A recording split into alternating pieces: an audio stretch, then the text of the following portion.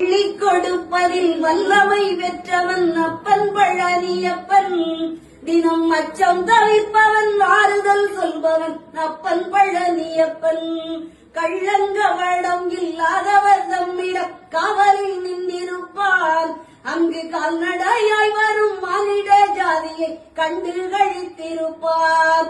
துள்ளி வரும்படி வெளுக்கு மேலொரு ஜோதி பிழம்பும் உண்டோ? அந்த சுப்பையன் போல் ஒரு அற்புத தெய்வத்தை சொல்ல மொழியும் உண்டோ? வெள்ளி விழி பனி இரண்டையும் கண்டவின் வேறொரு சொர்க்கம் உண்டோ? ஆண்டி வேஷத்திலாயினும் வீரத்திலாயினும் வெள்ளனை வெல்வதுண்டோ? சித்த